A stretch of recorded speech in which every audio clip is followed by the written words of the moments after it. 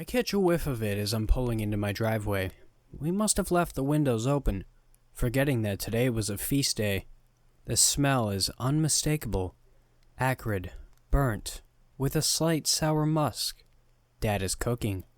But I'm sure by the time I flop face down into my pillows, he will be ousted from his position at the stove, and Mom will take over.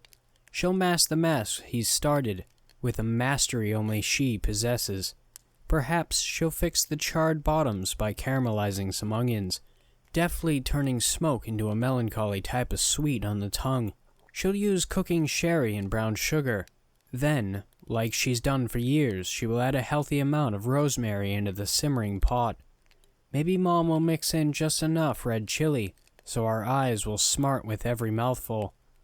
She will remind us then, as we begin to bite and chew and swallow, that this is what the living eat. I push the front door open with my hip, and already my mother is fluttering around the kitchen. Her hair is in disarray, and she is whisking at something that is threatening to froth over in the small saucepan that it's bubbling in. I scan the countertops. There's a bowl of rice pilaf, a row of fingerling potatoes lined up against the cutting board, yet to be washed. There are 2 sauces bubbling on the range, and cornbread rising in the oven, but there is no entree.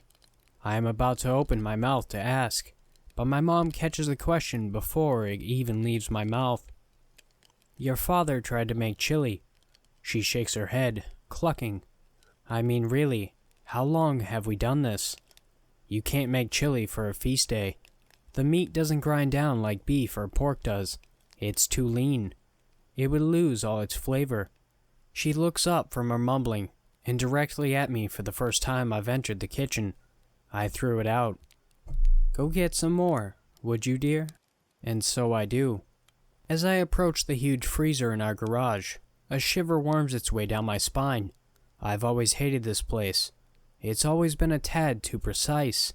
There are no bikes or boxes of old childhood toys collecting dust. Instead, Dad has lined the walls with industrial-sized tarps. One particularly stained, one hangs, like a carcass, from a hook on the ceiling. I purposely skirt around it, as well as the drain in the floor, and I make my way closer to the freezer. My sneaker makes an awful squelching sound as I step into the remnants of a puddle that has yet to be fully dry, and I clamp down on the inside of my mouth as I wince at the noise. Then, steeling myself, I flip open the freezer door and stare down into it. Stacks and stacks of meat line the walls and fill the icy cavity. Breasts and thighs, slices of fat marbled shank and soft underbelly. Staring at it all, I realize that Mom never specified what she wanted, and I hover over each choice. Does she want a tenderloin? Something a little tougher? I stand there letting the cold air chill my lips and nose until I hear a shout from inside. Hurry up! Starting, I grab a Ziploc bag resting at the top of the pile and head back inside. Encased in a thin plastic, the flesh that I hold is still supple. It gives way under my grip.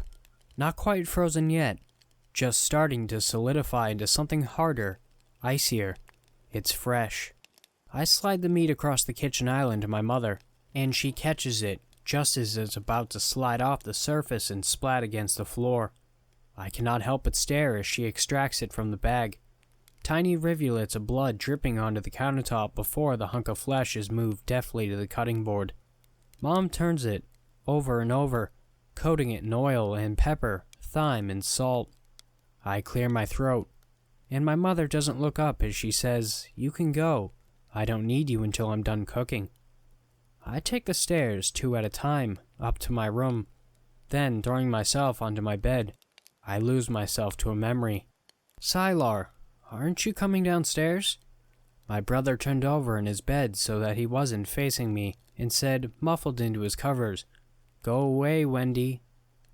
I took a step inside his room, across the unspoken boundary that all teenage boys seem to have, and trotted over to his bedside. I reached a hand up to his shoulder. Mom had just let me start painting my nails for my 7th birthday. They were a frosted pink and bitten down to the quick. I'd wanted to get them in red, but she'd shut that down just as quickly as I'd pick up the bottle in Walgreens. Something lighter, she insisted. A pink would match my leotard. All the girls in my ballet class would think it was really pretty. Wendy, I said go away. Me and my baby pink nails flinched away. Why? It's feast day. I'm hungry. Sigh, come on. I went back to pull the covers away from him, and he finally let me. Staring down at him, I realized he was shivering. Tired. Let's eat, Sigh. He shook his head. Aren't you hungry? No, not for that. I didn't understand. For what? The meat. He shuddered, lips graying. The meat. Before I could ask again, Tamara rapped on the doorframe, calling, time to eat. I ran to her side, clasping my chubby hand in her larger, paler one. She looked back into the room at Sylar. Are you coming? Or are you going to be a baby about dinner? He didn't respond. He remained, swaddled in his covers, shaking back and forth, muttering, the meat, the meat, the meat. I woke up the next weekend with 4 squad cars in front of the house and my parents weeping in the driveway. Sylar was gone, they said. He'd run away. As she wept, my mother's hair waved into the wind, and the padlock on the garage door swung back and forth with the same rhythm. The cop cars eventually left, and my father spent the rest of the day in the garage. I could hear the water of the garden hose washing the walls all day long. In the afternoon, Mom and Tamara hung the freshly hosed tarps up on the clotheslines in the backyard, and I ran through them, playing hide-and-go-seek tag with myself. As they dried, they dripped fat droplets of water onto the grass. One landed on my t-shirt, a rotund splat of almost translucent rust on white. Years later, my mother told me that Sylar hadn't run away at all. He just refused to eat. He didn't eat what the living ate, and he got sick. He was so sick that he had to go away. So you'll be a good girl and eat, won't you? I nodded. A rap at my own door breaks me out of my reverie. Tamara leans in the frame, half of her work uniform still on, her feet bare on the carpet. Hey, hey, she says, white grin splitting her face in two. Chow time. I groan but dutifully rise from the bed and follow her downstairs to the kitchen. As we go, I find myself chewing on my bottom lip. I know that I need to speak, but finding myself unable to say what I want to. Tamara. Yeah? She turns back to look at me, and the words spill out. Do you ever miss Sai? She blanches, exhales quickly out of her nose. Sure, but he didn't want to be a part of this family, did he? He refused to eat. He didn't respect tradition. And do you? This too escapes me before I realize it. We eat what we eat, Wendy. My sister says this immediately. This is what the living eat. I don't say anything, but when we reach the first floor, Tamara doesn't linger in the kitchen with me. Rather, she continues down to the basement. So, I sidle up to my mother, who is making finishing touches to our meal, keeping an eye on the bread that warms in the oven. Need any help? I ask. Sure. I pretend to busy myself with drizzling glaze over the potatoes, and yet again, questions press against my stomach, threaten to burst through my bottled-up throat. Mom? Yes? I am quiet for a beat, and then, what really happened to Sai? She inhales, and breathes more of a hiss than anything else, and from the periphery of my vision, I see her white-knuckle the blade she holds in hand. You know what happened to your brother, Wendy. He got sick. Very, very sick. Did he die? She remains silent. Did he? I press again. Yes. Did you? I cannot bring myself to finish the question. I think I already know the answer.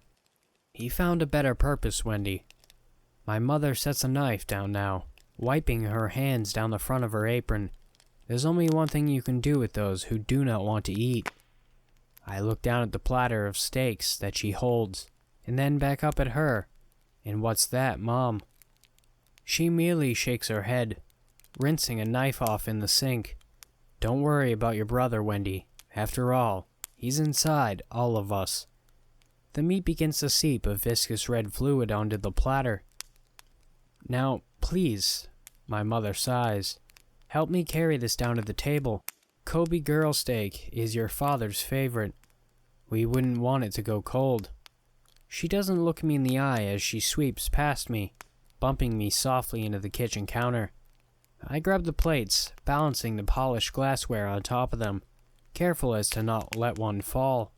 Then, I follow my mother down the stairs into the basement. The air is heavy with cedar and sandalwood. Tamara and my father are only barely visible by the flinching candlelight.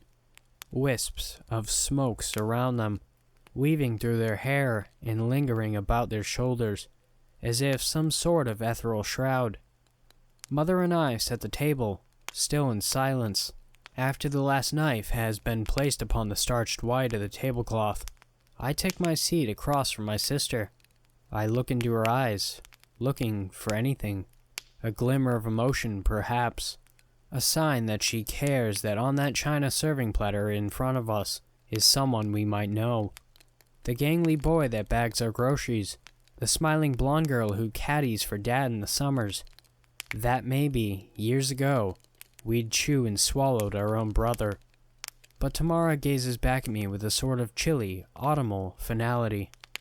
As if she's accepted that we are what we are. The tides turn. The leaves in late November fall. And we sit down in a haze of incense and hunger to eat. I let my eyes close and crush my fingernails into the plump flesh of my hand. I dig them in, relishing the bit of pain that lances through my palm. I keep them there, continuing the burn until my mother finally sits down at the head of the table. Then, like she has since the beginning, she proffers her hands to us. We join together now, a circle of ghostly limbs, illuminated by the sputtering glow of the dripping candles that sit on the table. Briefly, I raise my eyes to look at my mother. Her face is stone, and there is no hesitation. There never has been, and there never will be. This is what the living eat, she says, and pauses. She waits for us, knowing our response. I bow my head again. This is what the living eats. When I was younger, I was more willing and open with the paranormal. That being because my family is cursed and is very used to ghosts. I, like some relatives, can see and hear ghosts and deal with them on a frequent basis. I was about 6 when I first experienced them. I shared a room with my sister and my bed was closest to the exit. I slept with my feet facing the door. One night, roughly around 3, maybe 4, I woke up to find a man in the doorway. There was no color to him other than black, and like many other sightings, wearing some kind of rimmed hat. I wasn't scared. For some reason, I thought it was my grandfather who had passed away before I was born. From what I remember, I simply fell back asleep. Instances started to happen like that fairly often. I would handle it until I was around 17. Before I say what happened, there's a little backstory. I started seeing spirits that I would consider dangerous, angry, morphed, and terrifying. Ghosts or demons that would take on such horrifying forms, I would physically get ill. There was even one that took on the look of me, but none were comparable to the one that I had named the Ancient. Around 13, I encountered him for the first time. He randomly appeared, sat on my nightstand, and stared at me. I ignored him for a while like I was supposed to do. Ignore and he would go away. He was extremely tall, so thin, he was only skin and bones, and had a dark black cloak. When I describe him, people comment that he was death, which at first I didn't believe, and I don't think I believe to this day. He reached his hand out towards me and motioned me to him. His fingers were long and pointed like bones that were shaven down to daggers, pale gray in color. His face wasn't a skull like you would expect, but a sullen human-like face. That was always slightly blurred. I can't remember if he had a nose or eyes. He had a long neck that would bend unnaturally. Even with all this, I didn't feel safe. In fact, I felt unusually calm. I walked towards him, half unwillingly. When I was only a foot away, I held my breath as he moved his hand to the top of my head, where he patted my head and gestured for me to sleep. It was late, but I wasn't tired and needed to shower. I explained that, and to my surprise, he shook his head approvingly, then left. From then on, I would find he would protect me from other spirits, ones clawing at my windows to those climbing on walls. He was so powerful, I would see these things almost completely disappear from view when he looked towards them. At night, he would always sit on my nightstand and pet my head as I slept. I was so content and at peace. A new semi-permanent spirit came about a year later. Her hair was wild, and she would always claw at the walls, which to this day, I still have the marks to prove. She looked like a feral young girl who didn't want to be in a cage. Whenever she came around, my protector would show up and block me from her, but she never disappeared permanently. It was a constant battle between these two that I couldn't see. You see, what it looked like to me was that they would just stare at each other, and then she would just vanish randomly. She could stare for minutes to hours at a time, but I never saw him lose. One night, I woke up to a familiar scratching, and of course saw the woman. As soon as I moved, she turned to face me, and it was the first time I felt fear of spirits in almost 2 years, because she was me. She had my face, but her eyes weren't mine. They were tortured and angry. Her face mauled into a permanent growl. She started walking towards me in unnatural steps, turning her feet in and bending her knees as though the weight of moving caused her pain. I started gasping as I pushed myself against the wall opposite her. Like any other night, my protector did come, and soon she did vanish. I cried all the night. That battle started to happen constantly from age 14 to age 17. I had just graduated high school and was sitting in my room when it happened. My protector flashed his presence in front of my eyes, but it was different. He was more solid. I couldn't see through him. And like any other teenager, I texted my friend and told her. The next day, my uncle died. We theorized that maybe the spirit was warning me of his passing the day before the funeral. The day of the funeral, I saw him again. Again, solid. I pulled the priest aside and asked her for guidance, where she said she didn't believe in the paranormal, and that it could have been a guardian angel. That night, my family and I got home to find my dog ill. Once again, we'd gotten him to the emergency vet, and the doctor told us we would have to put him down. A total of 5 deaths within a month, each of them harder and harder on my psyche, each time my protector becoming more and more solid. Finally, again, like any other teenager, I went to the internet for help. One person in particular caught my eye. They say that it's an ancient spirit that draws on the energy of those who are full of psychic power, and the best way for them to get that power is when they're mentally weak or exhausted. I asked the person how they knew this, and they told me of how the spirit tried to kill their grandma. I reeled with fear. This thing was protecting me so I could be its food source. I allowed it into my home, and I was the cause of the deaths. I spent days cleaning the house and performing ceremonies and rituals, both Christian and Wiccan. I battled mentally with it any time it entered my room. Each time, he sat on my nightstand and patted my bed. I would throw salt and pray. Finally, it disappeared after what felt like an eternity, but was only about 8 days. And for years, I've been mostly okay. I would see glimpses of him now and again, but nothing too serious and nothing ever in the home. Until the other day, when he was fully solid in front of me. Then, I got a phone call. I won't share what was discussed, because it's still fresh and my family is still healing, but I'm scared and tired, and I thought I was done. It was the summer of 2017, and I was off for the summer holidays. I had found a job at the local fast food restaurant in my town. I have lived in this town now for 5 years, and I had always found it boring. Let's just say my mind changes after the summer of 2017. I was going on my shift as usual, and I just clocked in a few minutes ago when my first client visited me. I stood at the till and smiled like I should. "Welcome to Hot Joe's. What can I get you?" I asked him. He looked very dressed up, had a tux on, but something was wrong. His hair was a mess and ruffled up, while his tie seemed to be roughly pulled down. Some of the buttons on his shirt were also unbuttoned, and didn't seem to be in place anymore. Just a cup of water. Don't want to bother you too much," he says and winks at me. I frown. He didn't look like he was crazy at all, but when I looked into his eyes, all that I saw was that craziness and nothing else. "Yeah, sure," I say, and shout the order of a cup of water back to the back. "What kind of idiot just orders a cup of water?" I hear the chef yell back. His name is Jake, and he doesn't really care what people think about him, so I don't ever bother telling him to shut up.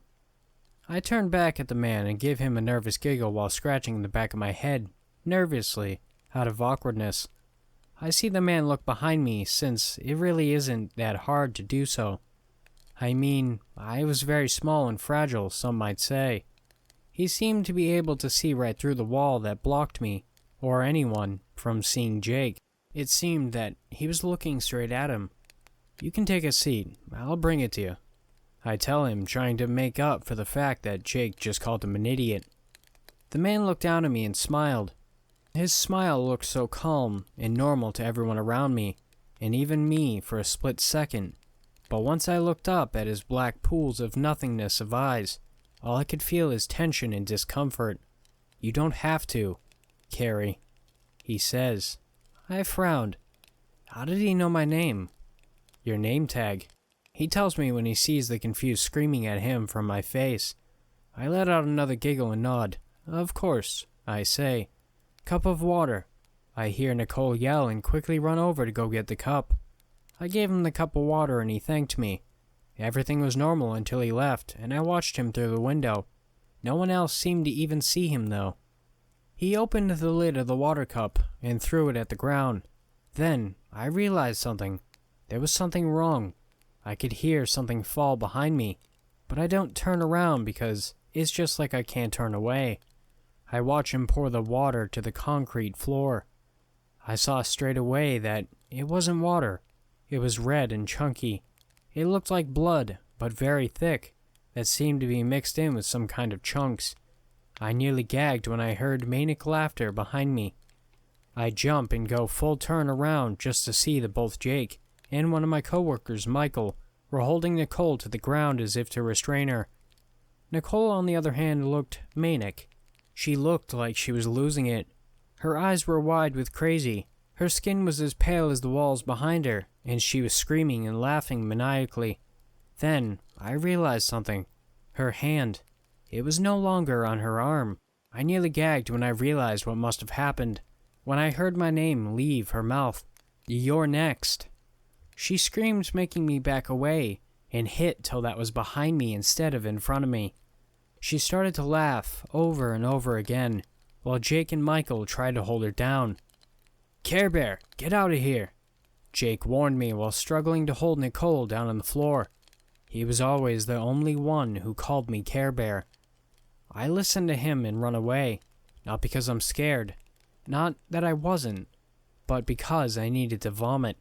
Nicole's face and her whole appearance looked horrendous, and then, when I saw her arm, I just had to puke. I could see her bones sticking out, or whatever was left of it. Once I had gotten into the bathroom, I ended up vomiting all the food I had eaten that day into the toilet, while hugging it for dear life as if it was going to save me. Once I had gotten finished with the vomiting part, I looked up at the mirror and saw something horrifying. Staring back at me was a deformed version of me. One of my eyes was about to burst out of my socket. Pieces of my skin were hanging back on my face while my lips seemed to be pulled back so that the bottom lip was touching my chin, while the top one was touching the starting of my nose. I screamed in horror and fear. What the hell was going on? Was all I could think in the moment. But then I saw him. I saw him standing behind me. He wasn't deformed though, and he was still just as handsome as I saw him the first time at the till, even though the craziness was still there, and he looked like a mess. Aside from that, he was very handsome, and I looked like a beast in the mirror. "Who do you want to be, the beauty or the beast?" he asked. I wanted to answer him with the beauty, but I couldn't move my lips. I know.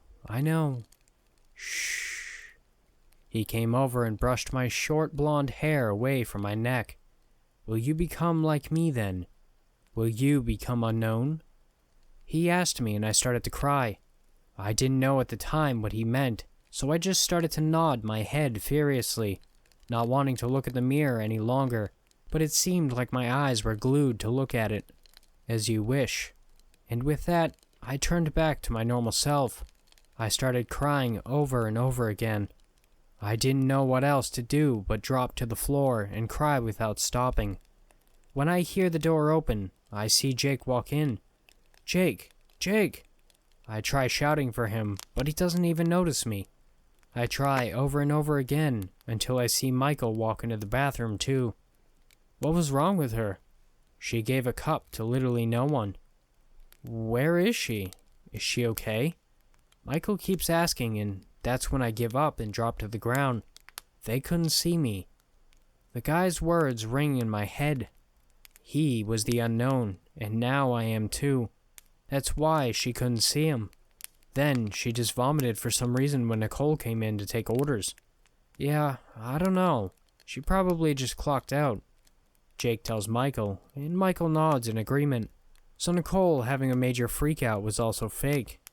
I sit there in shock, with tears still running down my face unwillingly, when the two boys leave and one enters. There's always consensus to becoming unknown. Remember that. He leans in and whispers in my ear. I looked up at the handsome young man who smiled down at me. Leave me alone. Thank you so much for watching. I really appreciate it. Thank you so much, and have beautiful nightmares.